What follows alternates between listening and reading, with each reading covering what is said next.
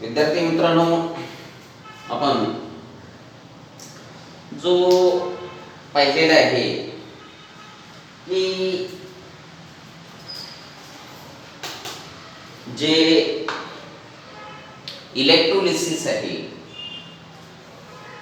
Electrolysis मध्ये आपण electrolysis of मॉल्टन NaCl आणि त्याचबरोबर इलेक्ट्रोलिसिस ऑफ ॲक्वियस NaCl हे दोन्ही पाहिलेले आहे. आणि या दोन्ही प्रोसेस मध्ये आपल्याला एक लक्षात येतं की जरी सोल्युशन असेल, आता मॉल्टन NaCl मध्ये आपण लिक्विड स्टेट मधला मॉल्टन NaCl घेतला होता, बरोबर आहे. म्हणजे लिक्विड स्टेट मध्ये जो असतो NaCl त्यालाच आपण काय म्हणतो त्या ठिकाणी त्याची मॉल्टन स्टेट. त्यामध्ये आपल्याला एक गोष्ट लक्षात आलं की जर सॉलिड असेल तर तो एखाद्या इलेक्ट्रोडवर डिपॉझिट होईल, आणि जर गॅसेस असेल, दोन्ही रूम टेम्परेचरला, जर गॅसेस असतील तर ते काय होतील, त्याच्यातून बाहेर पडतील. जसं आपण मॉल्टन NaCl मध्ये पाहिलं इलेक्ट्रोलिसिस मध्ये की सोडियम हा सॉलिड आहे रूम टेम्परेचरला म्हणून तो डिपॉझिट होतो, आणि Cl2 गॅस हा रूम टेम्परेचरला गॅसेस स्टेट आहे म्हणून तो लिबरेट बाहेर पडतो. तसं ॲक्वियस NaCl मध्ये आपण काय केलेलं आहे, तर NaCl हा पाण्यामध्ये घातलेला आहे आणि पाण्यामध्ये घालून आपण त्याचं इलेक्ट्रोलिसिस केलं. तर आपल्याला लक्षात आलं की त्या ठिकाणी जर सॉलिड असेल तर डिपॉझिट होतो आणि गॅस असला तर बाहेर पडतो. माझं सोल्युशन कोणतंही जरी घेतला, त्या सोल्युशन मध्ये तुम्हाला लक्षात येईल की ज्याचं इलेक्ट्रोड पोटेन्शियल जास्त आहे तो त्या ठिकाणी डिपॉझिट होईल किंवा लिबरेट होईल. तर त्याच्यावरच आपल्याला काही जे मॅथमॅटिकली आपण कसं कॅल्क्युलेट करायचं हे पाहणार आहोत. त्यामध्ये पहिला आपण पाहणार आहोत क्वांटिटेटिव्ह ॲस्पेक्ट्स ऑफ इलेक्ट्रोलिसिस. जे फॅराडे लॉज म्हणत होतो आपण आतापर्यंत, आता तसं काही दिलेलं नाही, आपण फक्त इतकंच म्हणू शकतो की क्वांटिटेटिव्ह ॲस्पेक्ट्स ऑफ इलेक्ट्रोलिसिस, जो फॅराडे लॉज नुसारच आहे. तर पहिला स्टेप काय म्हणतो, calculation of quantity of electricity passed, quantity of electricity passed. आता या ठिकाणी आपल्याला माहिती आहे की ज्यावेळेस आपण इलेक्ट्रोलिसिस करतो त्यावेळेस इलेक्ट्रोलिसिस करत असताना एक डिव्हाइस घेतो, दोन इलेक्ट्रोड ठेवतो, त्या दोन इलेक्ट्रोड मेटल वायर मार्फत आपण कशाला जोडतो, बॅटरीला. आणि त्या डिव्हाइस मध्ये आपण काय केलेलं आहे, मॉल्टन NaCl घेतलेलं आहे. समजा आपण काय घेतलेलं आहे, मॉल्टन NaCl. ज्यावेळेस आपण इलेक्ट्रिक करंट पास करतो त्यावेळेस काहीतरी अमाउंट ऑफ इलेक्ट्रिसिटी पास करतो, कारण पास केल्याशिवाय तिथं इलेक्ट्रोलिसिस होणार नाही, म्हणजे काहीतरी करंट तिथं लागतं. मग आपण काय म्हणू ह्या ठिकाणी, तेच कॅल्क्युलेशन, क्वांटिटी ऑफ इलेक्ट्रिसिटी किती पास केली during the electrolysis of मॉल्टन NaCl. तर आपण ह्या ठिकाणी सांगतो किती पास केली, तर Q = I × Q = I × T. Q काय आहे, तर Q म्हणजे आपण ह्या ठिकाणी सांगतो क्वांटिटी ऑफ इलेक्ट्रिसिटी पास केली. म्हणजे इलेक्ट्रिसिटी आपण इलेक्ट्रोलिसिस करत असताना किती इलेक्ट्रिसिटी त्याच्यामध्ये पास केली, that is Q = quantity of electricity passed. I = किती एंपियरचं करंट पास केलं, किती एंपियरचं करंट पास केलं, तर ह्या ठिकाणी आपण म्हणतो I इन कशामध्ये असेल, ampere.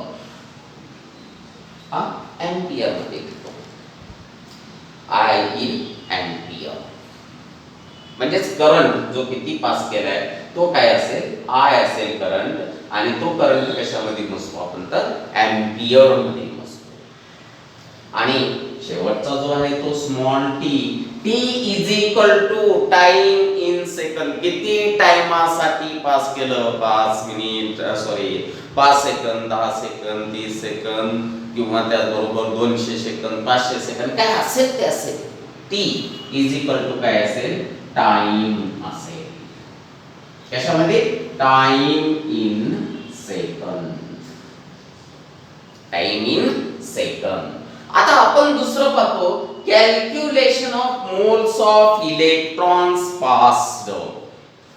Calculation of moles of electrons passed. एक गोष्ट लक्षात ठेवा, केमिस्ट्रीमध्ये केव्हाही जे आपण करत असतो त्याची एक्झॅक्ट व्हॅल्यू आपल्याला माहित असली पाहिजे.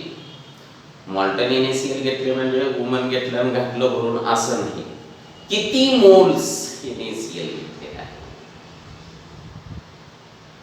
किंवा सोल्युशन केलेलं आहे तर कितीचं सोल्युशन केलेलं आहे, त्याची मोलॅरिटी काय, किती ml घेतलं तर पाणी, किती NaCl घातलं तर त्यामध्ये किती ग्रॅम, हे सगळं आपल्याला माहित असणं गरजेचं आहे.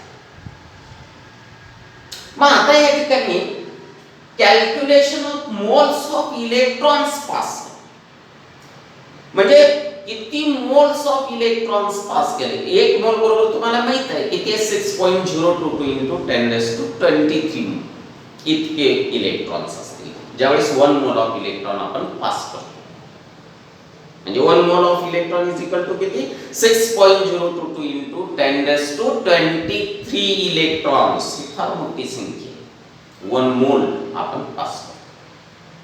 पण आता आपण 1 मोल एक्झॅक्टली पास करणार नाही. किती वेळ करणार आहोत, काय करणार आहोत, त्या दरम्यान किती गेले, एवढंच आपल्याला काढायचं आहे. तर ते कॅल्क्युलेशन कसं करतो? Calculation of moles of electrons pass म्हणत असताना आपण सांगतो moles of electrons, moles of electrons actually passed. आता नंबर ऑफ मोल्स किती इलेक्ट्रॉन्स आपण पास केलेले आहेत during the electrolysis.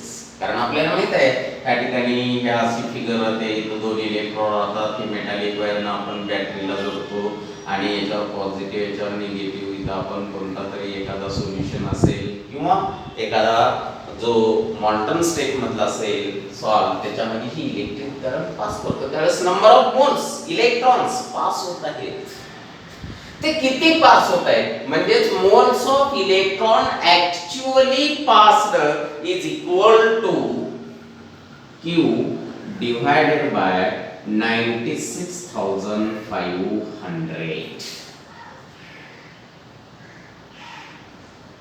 Q divided by 96,500. Q म्हणजे काय?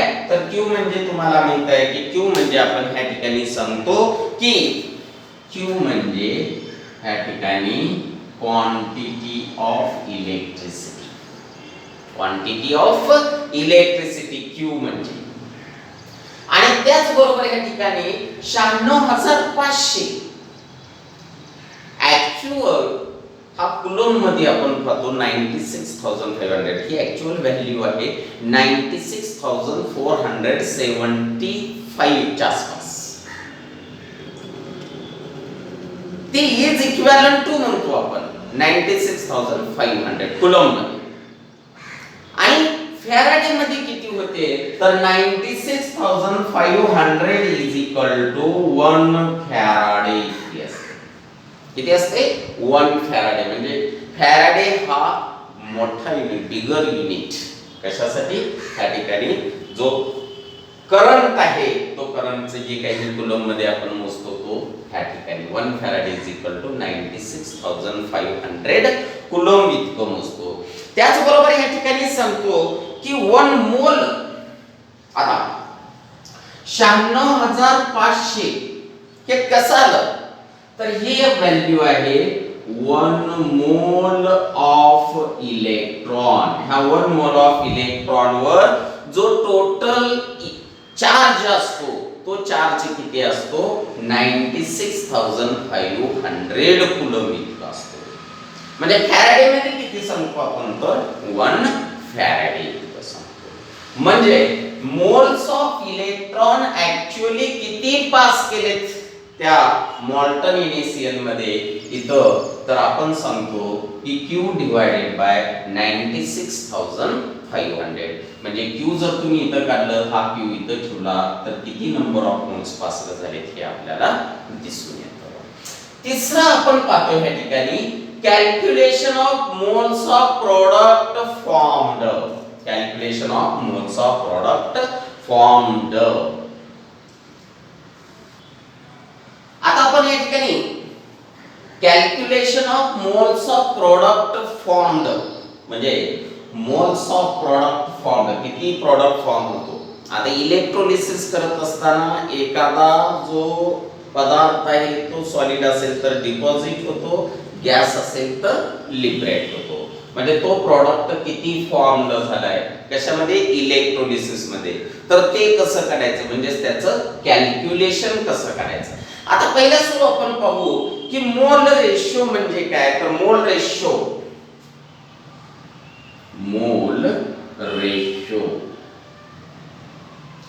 आता हा जो मोल रेशो आहे तो मोल रेशो आपण काढत असताना ह्या ठिकाणी सांगतो की जो आता एखादा जो रेशो आहे तो रेशो काढणे म्हणजे काय, एखाद्याचा भागाकार करणे. दोन संख्येचा भागाकार करून जे आन्सर येतो तो रेशो असतो. मग आता मोल म्हणजे काय, म्हणजे ह्या ठिकाणी प्रोडक्ट फॉर्म होणार आहे किंवा इलेक्ट्रॉन किती नंबर ऑफ मोल्स पास केलेले हे सांगणं म्हणजे सांगतो आपण moles of product formed. Moles of product formed. आता number moles of product of form होणार आहे, पण तिथे रिएक्शन किती चालणार आहे, तो दोन रिएक्शन चालणार आहेत. एक हाफ ऑक्सिडेशन आणि हाफ रिडक्शन. म्हणजे आपण असं म्हणू moles of product formed in half reaction. बरोबर आहे. Number of moles of product formed in half reaction divided by moles of electron required divided by moles of electrons required in half reaction. आता बघा mole ratio is equal two moles of product formed in half reaction. आता बघा या ठिकाणी आपण सांगतो की इथं जर समजा ह्या ठिकाणी NaCl असेल तर Na पॉझिटिव्ह आणि Cl मायनस ह्याच्यामध्ये असणार आहे. तर हा Na पॉझिटिव्ह इथं डिपॉझिट होईल आणि हा Cl निगेटिव्ह कुठे डिपॉझिट होईल, ह्या ठिकाणी डिपॉझिट होईल. बरोबर आहे. म्हणजे इथं काय होईल, हाफ रिएक्शन होईल आणि इथं काय होईल, हाफ रिएक्शन होईल. बरोबर आहे. आणि दोन्ही हाफ हाफ मिळून काय होईल, या ठिकाणी रेडॉक्स रिएक्शन होईल. पण इथे एक गोष्ट लक्षात येते आहे की हा Na ज्या वेळेस इथे डिपॉझिट होईल या कॅथोडवर, त्यावेळेस काय करेल, तो एक इलेक्ट्रॉन घेईल. असे पुष्कळ Na+ आहेत, प्रत्येक जण एक एक इलेक्ट्रॉन घेईल आणि डिपॉझिट होईल. म्हणजे ह्या ठिकाणी पहा moles of product formed in half reaction. इथं हाफ रिएक्शन होत आहे, कोणती, इथं घडत आहे gain of electron. Gain of electron म्हणजेच काय होत आहे, इथं रिडक्शन होत आहे. इथं काय होत आहे, रिडक्शन होत आहे. म्हणजे बघा number of moles of product formed. आता मी असं म्हणेन number of moles of Na formed in half reaction. इथं म्हणेन number of moles of sodium formed in half reaction. कोणते आहे half reaction, reduction reaction. Divided by इथं काहीतरी इलेक्ट्रॉन तो ह्या बॅटरीतनं सप्लाय जे होणारे इलेक्ट्रॉन आहे तो घेत आहे म्हणजेच आपण म्हणू मोल्स ऑफ इलेक्ट्रॉन रिक्वायर्ड. किती, 50 जर समजा ह्या ठिकाणी Na फॉर्मड होत असतील तर 50 इलेक्ट्रॉन तिथं लागणार आहेत. बरोबर आहे. आपण असं म्हणू मोल्स ऑफ इलेक्ट्रॉन. आता मोल्स मध्ये मोजतो आपण म्हणून आपण काय म्हणू moles. Moles of electron required in half reaction. Na जर असेल इथं तर Na साठी म्हणू आपण 50 डिपॉझिट होत असेल तर 50. पण आता Mg जर असेल Mg2+ असेल तर त्याच्या दुप्पट इलेक्ट्रॉन घेतो तो सोडियमच्या, कारण त्याच्यावर 2 पॉझिटिव्ह चार्ज आहे. ह्या पद्धतीने Al असेल तर Al3+ म्हणजे एक एल ॲटम किती घेईल 3 इलेक्ट्रॉन घेईल. काय असतील ते असतील त्याचं कॅल्क्युलेशन आपण कशामध्ये करणार आहोत नंबर ऑफ मोल्स मध्ये. म्हणून आपण म्हणू moles of electron required to form the product in half reaction. बरोबर आहे. ह्या पद्धतीने आपण त्या ठिकाणी सांगू शकतो. म्हणजे mole ratio is equal two moles of product formed in half reaction divided by moles of electron required in the half reaction. आता पहा moles of product formed. आपल्याला मेन काय आहे moles of product formed. तर लिहू आपण moles of product formed. किती formed होतात number of moles of product formed. म्हणजे या ठिकाणी म्हणू मोल्स ऑफ प्रोडक्ट फॉर्म्ड किती होतात तर moles of electron actually passed. Moles of electron actually passed multiply by mole ratio. इथे काय सांगू आपण मोल्स ऑफ प्रोडक्ट फॉर्म्ड किती फॉर्म्ड होतो. मोल्स ऑफ इलेक्ट्रॉन ऍक्च्युअली किती पास केले तेवढं तयार होणार आहे. बरोबर. जेवढं पाठवेल तेवढं पास होणार आहे. जेवढं घेतलंय जेवढं पास केलं तेवढं फॉर्म होणार आहे. आपण असंही म्हणू शकू. म्हणजे moles of electron actually passed into mole ratio.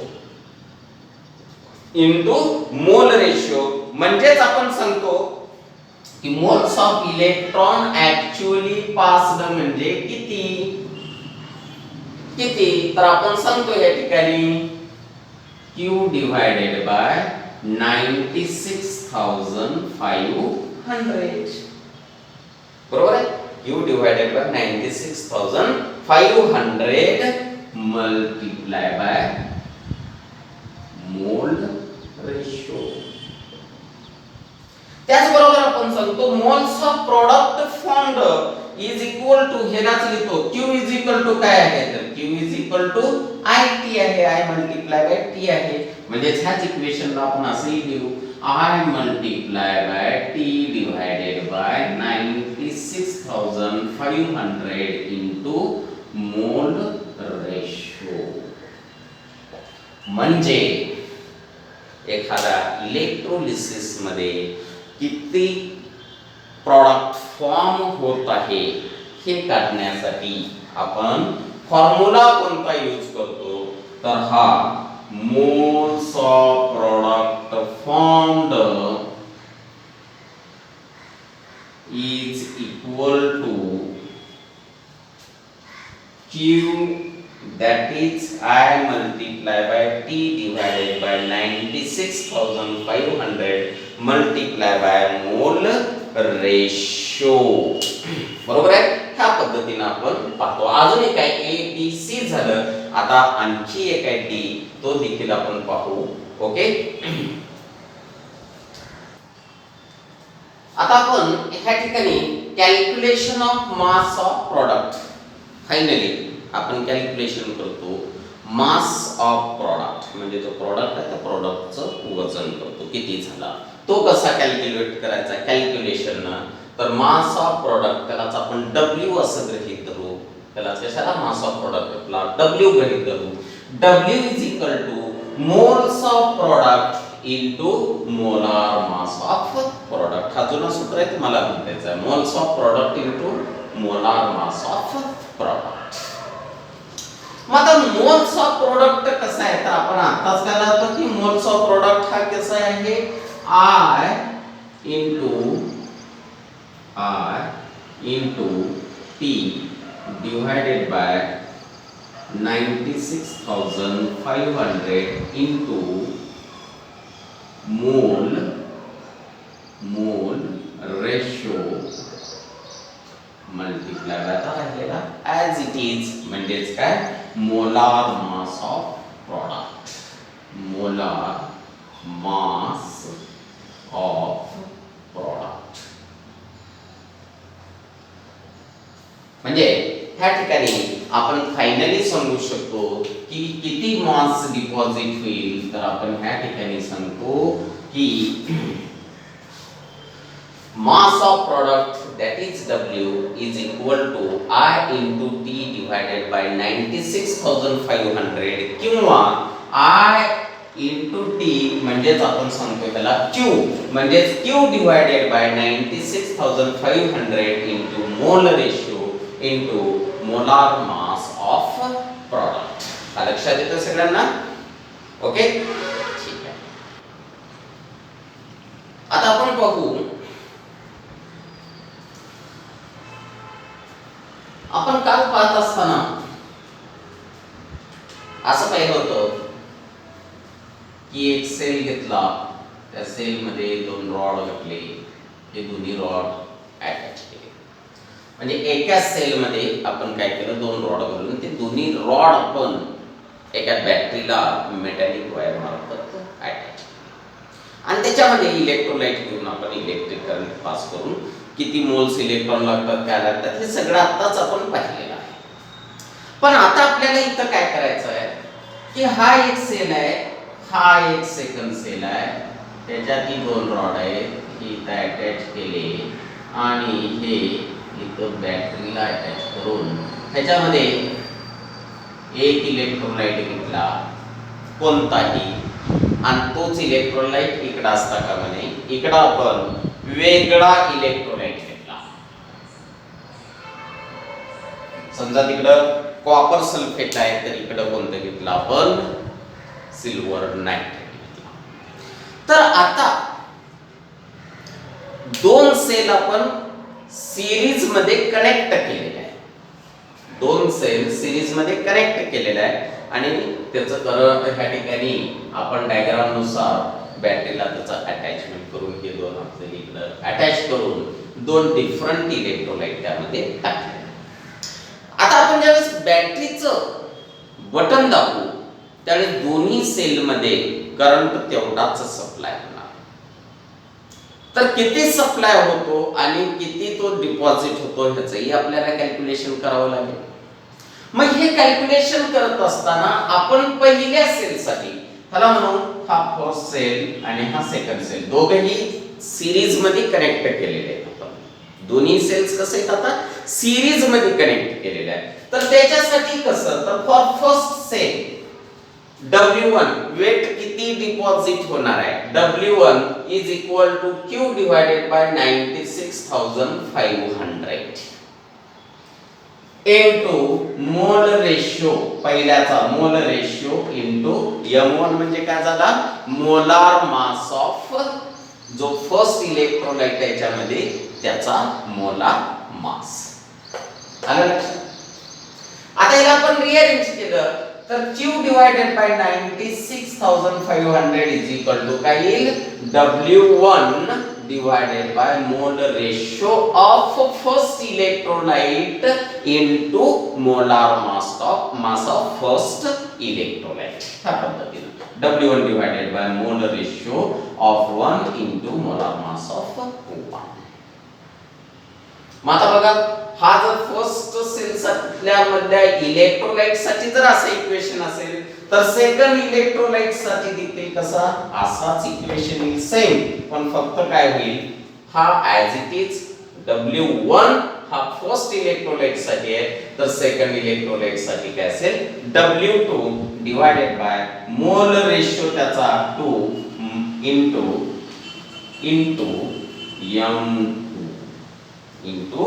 M2 म्हणजे ह्या ठिकाणी काय आहे molar mass of second electrolyte M2 आहे.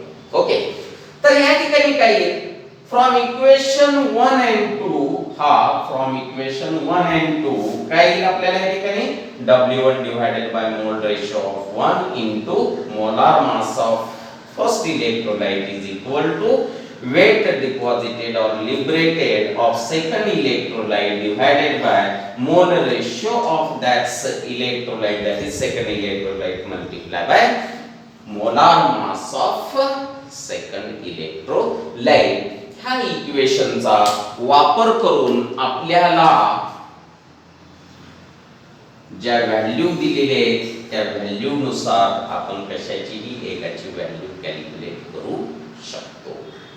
आणि हा जो आहे हा आपण गेल्या वेळेस जो किंवा आतापर्यंतच्या सिलेबस मध्ये होतं तो फॅराडेज सेकंड लॉ नुसार दिलेला आहे. येतो काही लक्षात?